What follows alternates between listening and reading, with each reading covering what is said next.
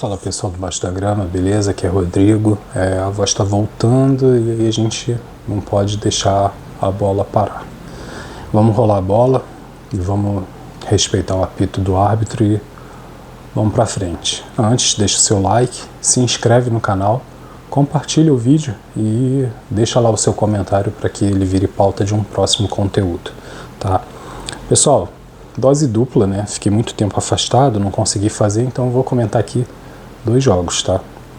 O primeiro é a gente ganhou de 2-1 do São Paulo de virada. Não, a cara do Carelli representa tudo para mim. E os 2-0 contra o Paysandu. Mas aqui eu vou falar também do esquema tático do Vasco, né? No nosso raio-x, eu estou usando a nossa prancheta, nosso quadro tático, mas aqui eu vou falar das formações, o que eu posso ver o Vasco jogando e o que foi o Vasco nesses jogos, tá? A primeira situação, os 2 jogos, tá? Primeiro jogo contra o São Paulo.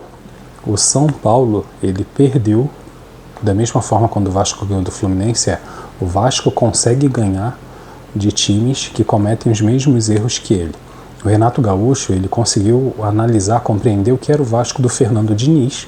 É um time de posse, é um time que chama o outro time para jogar, convida, né, ao prazer, né? Então, assim, se um time está, exceto pelo jogo contra o Corinthians, né, que já passou também, um time que povoa muito a área do outro time, ele tende a marcar o gol, né? Aquela história de água mole em pedra dura, tanto bate até que fura, exceto o Vasco, tá? Mas aí a gente vê o São Paulo convidou o Vasco para jogar na área, convidou ele, enfim, né? O gol do Luciano foi um chute do Carelli, o Léo Jardim ele espalma para os pés do Luciano. De novo, a zaga dorme, não consegue enxergar quem tá entrando na área, e o Luciano chuta feliz da vida e faz o gol. O Vasco consegue virar esse jogo, tá? Mas aí a gente vai falar dos 2 jogos contra o Paysandu, exatos 5 minutos de um gol pro outro do Spinelli. Isso não garantiu a titularidade do Spinelli, talvez pelas características dele. Paysandu, gente, vamos lá, que divisão o Paysandu tá jogando, né? E aí mesmo assim ele conseguiu segurar o Vasco por muito tempo, mas num momento de apagão ali, o Spinelli conseguiu fazer 2 gols. Se houvesse uma superioridade tão grande assim, o Vasco teria feito um placar mais elástico. É claro que teve um terceiro gol anulado indevidamente, tem toda uma repercussão sobre isso, mas um time, quando ele é muito bom, ele sofre com os erros da arbitragem, mas ele não vai ser totalmente prejudicado, e ainda não chegamos nesse nível, tá? Então qualquer deslize da arbitragem interfere no resultado do Vasco. Então aqui, minha humilde visão, 2 formas que o Vasco poderia jogar. O Vasco já está jogando nesse 4-5-1, mas eu entendo que o Vasco tem que migrar para o 3-5-2. Por que Rodrigo entende isso, tá? A gente está jogando com Cuiabano ou Lucas Piton aqui pela esquerda. Saldívia já se firmou como titular junto com Robert Renan. Eu ainda entendo, o Carlos Cuesta deve ter essa dobra com o Robert Renan. Puma ou PH, dependendo da situação. Thiago Mendes e Cauã Barros. Aí aqui a gente vai ter os meias. O Rojas está jogando como ponta direita, ele deveria jogar centralizado. O nosso Thiago Mendes, que está pisando na área, o David no ataque, e o Andrés Gomes, que já está despertando interesse de outros times aí, pode ir embora jogando pela ponta esquerda. Aqui nesse 3-5-2 eu já vejo o Andrés Gomes flutuando mais, e aqui a gente pode ter 2 alas que avancem, né? Porque não adianta nada eu ter... o Renato Gaúcho, ele está fazendo muito isso. Ele está fazendo uma dobra de laterais onde a gente não tem laterais para proteger as costas do lateral que deixou o corredor. Então, o Cuiabano não é apoiado, não é protegido pelo Lucas Piton e vice-versa, tal como na outra lateral. O PH não protege as costas do Pumita e o Pumita não protege o PH. Então, a gente está tendo sempre esse ataque nessa direção diagonal, onde o jogador infiltra, e a gente vê muito o Puma jogando aqui, ele não chega, o PH ele já busca mais a linha de fundo e ele vem voltando para invadir a área. O Puma ele já chega aqui, ele já tenta ou um passe, um cruzamento ou até um chute. Então a gente vê sempre esse movimento aqui indo em direção à área adversária e sempre essa lacuna.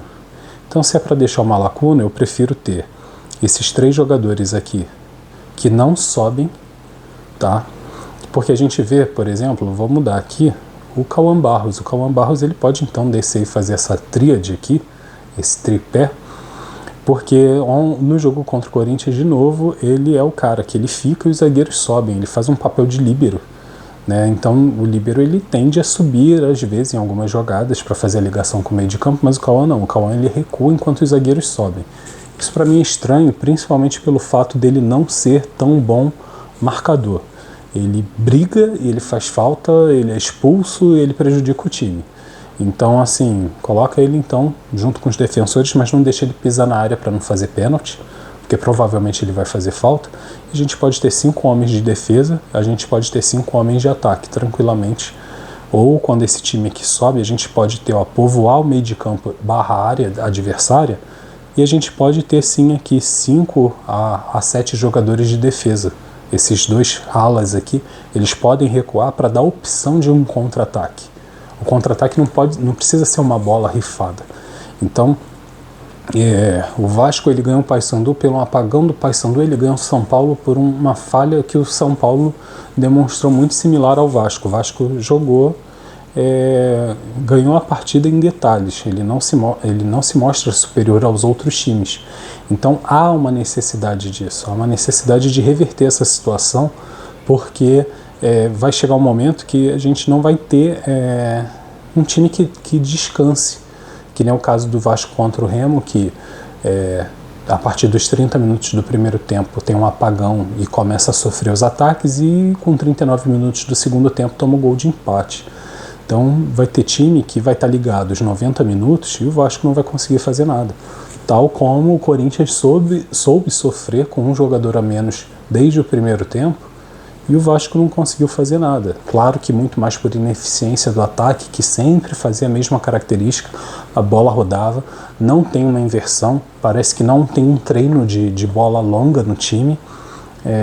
Não sei se os jogadores não sabem fazer o passe ou não sabem receber. A verdade é essa.